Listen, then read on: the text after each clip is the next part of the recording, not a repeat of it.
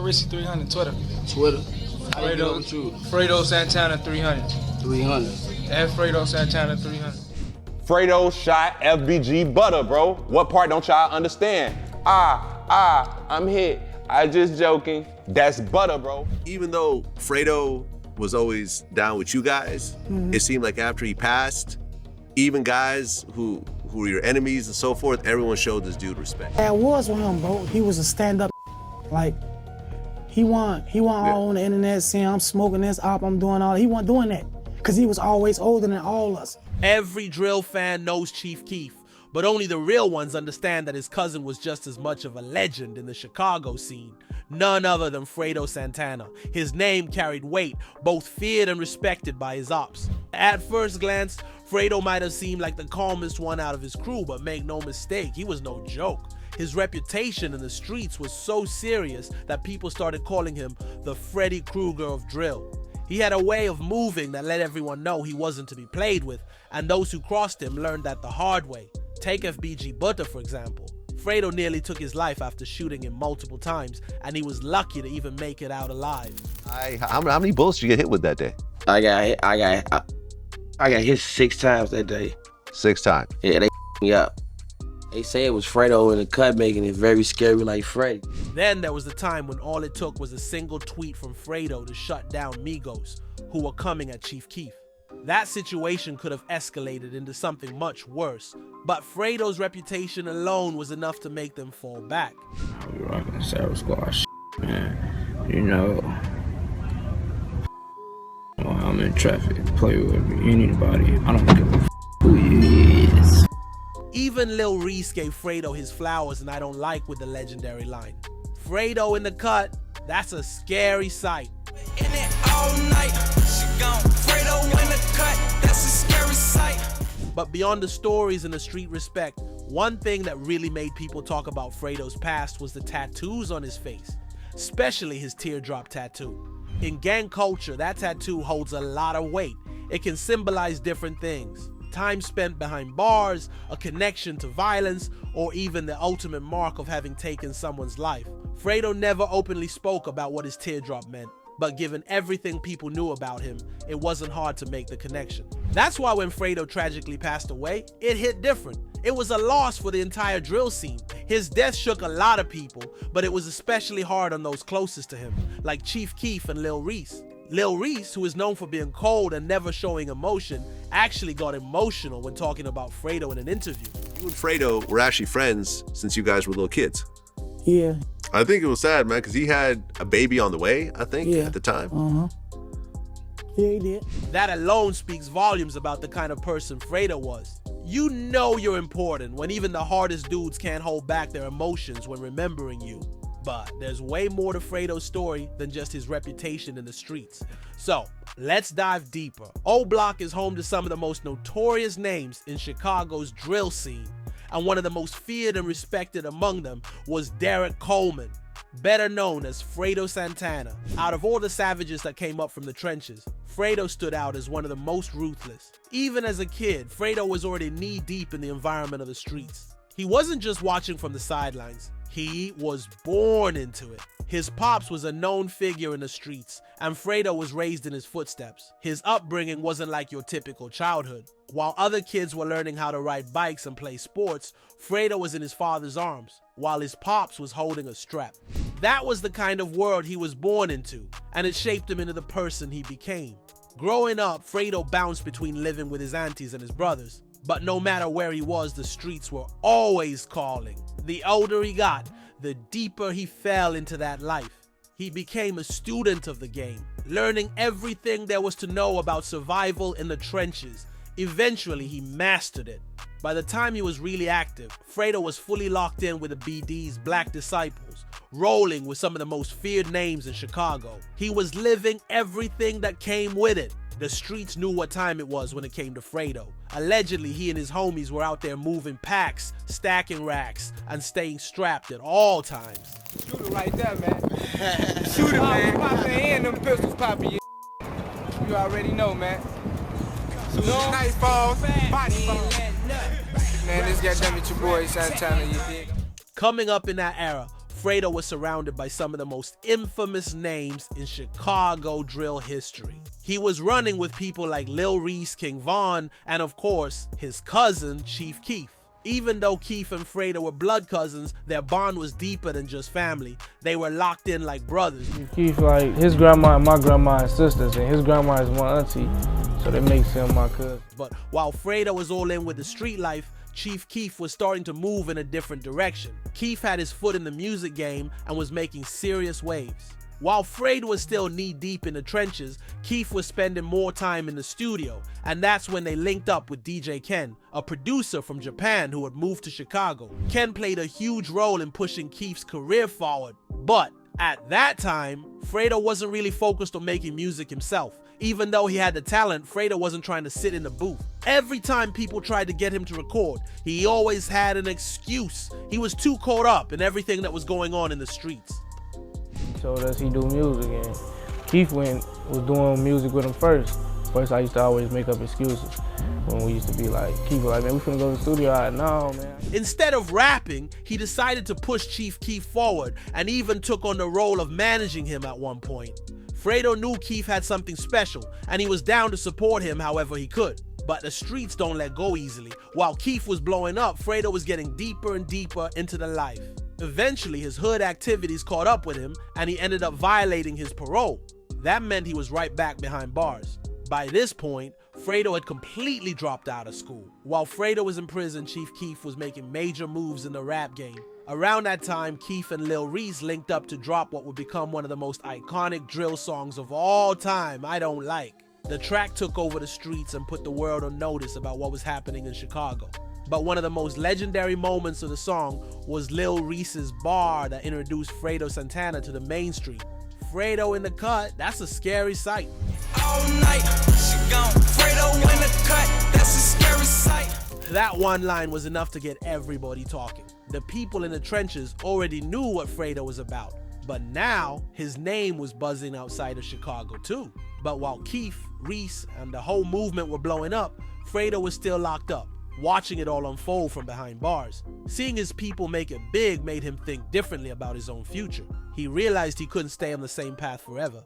If they could do it, why couldn't he? So when he finally got out, Fredo was done making excuses. He decided it was time to take rap seriously. The minute he hit the booth, he came through with that same energy he carried in the streets and laid down one of his earliest tracks, Hitter. He didn't come alone either. He had Chief Keef and their once close homie SD right there with him. Together, the three of them formed GBE, Glory Boys Entertainment, a collective that would go on to make major waves in the industry. From that point on, Fredo and Keef started collaborating on tracks, including the hard-hitting banger on that, and the momentum just kept building. Fredo had officially transitioned from the streets to the studio, and he wasn't slowing down for anybody. Inspired by Lil Reese's famous line, Fredo decided to name his debut mixtape, It's a Scary Sight. He had gone from ducking the booth to having one of the craziest work ethics in the game. He launched his own label, Savage Squad Records, making sure he had full control over his career. Under Savage Squad Records, Fredo started dropping bangers back to back. He linked up with Keef and Reese for My Lil Ninjas, put out solo joints like Ring Bells, and even secured a major feature from Kendrick Lamar on Jealous. Everybody ain't real, you gotta watch, homie. Say they real. Fredo didn't just stop at singles though. He started flooding the streets with full projects, each one painting a raw, unfiltered picture of life in Chicago. His catalog quickly grew, with releases like his debut album Trappin' Ain't Dead, the Street collab project with Gino Marley, and tapes like Walking Legend, Scary Sight 2, and Fredo Krueger. Fredo's music told the real stories of the struggle, the pain, and the harsh realities of the streets. Fans connected with him because he didn't sugarcoat anything. He made music that real ones could relate to, and at the same time, his ops couldn't ignore the fact that he was a real problem. Despite his savage reputation, Fredo was surprisingly humble. People respected him, and even some of his ops couldn't deny that Fredo was solid. That just goes to show you the kind of person Fredo Santana was. There was no fake image, no industry persona, no gimmicks. He was exactly who he said he was, and everybody knew it. Whether in the trenches or in the industry, Fredo stayed true to himself. He wasn't just some rapper talking tough on records. He was really out there, allegedly catching ops lacking while also making serious moves in music. But unlike a lot of street dudes who get their foot in the industry and fumble the bag, Fredo wasn't about to let this opportunity slip. He was already thinking bigger, branching off into other lanes and securing his future. Fredo was moving like a true boss. He started getting into production, designing clothes and shoes, modeling, and even executive producing movies. On top of that, he was constantly touring, stacking up checks from performances. Bro was about making money. Now you running your own independent label and Definitely, I be modeling and, you got to get into everything these days, man. Most definitely. The game is wide open. Yeah, then I'll be designing clothes. As his buzz kept growing, it didn't take long before he caught the attention of some of the biggest names in the industry. One of them was none other than OVO's own Drake. Drizzy saw the movement Fredo was building and decided to bring him in for a major look. That's how Fredo ended up starring in Drake's music video for Hold On, We're Going Home. It was a huge moment that further solidified him in the industry.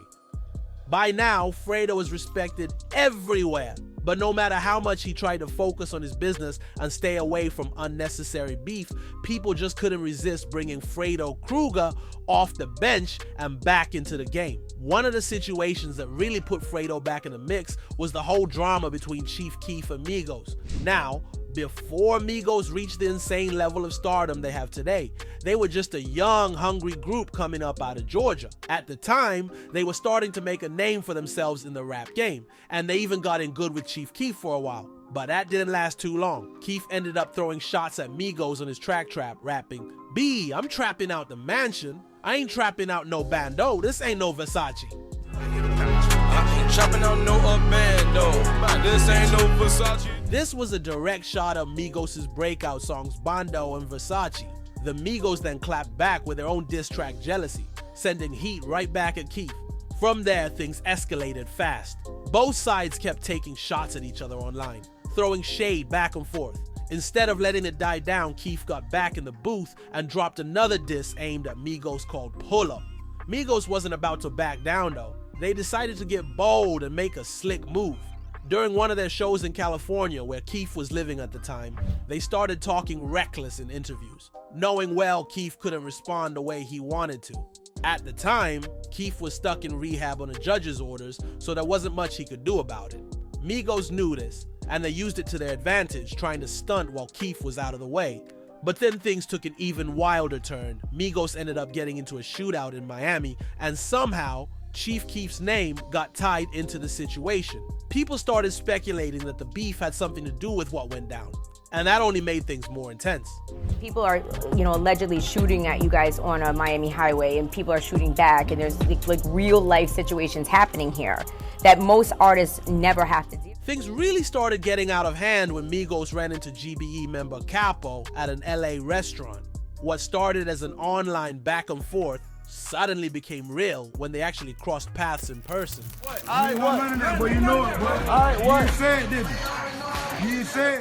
According to reports, Migos tried to press Capo, and that led to a physical altercation. Migos claimed they swung on Capo, but Capo clapped back saying all their punches missed and that they weren't even trying to take the fight outside. At first, the drama was just another internet beef, with both sides talking their talk online. But the moment Migos took things from Twitter to real life by running up on a GBE homie, that's when Fredo Santana had to step in. If Migos thought they were going to put hands on one of his people without consequences, they had another thing coming.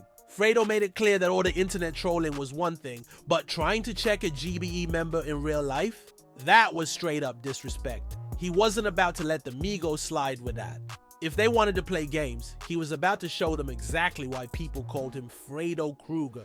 And if it came down to it, he had no problem catching a body. And just like that, Fredo being a man of his word, things started unfolding exactly how you'd expect.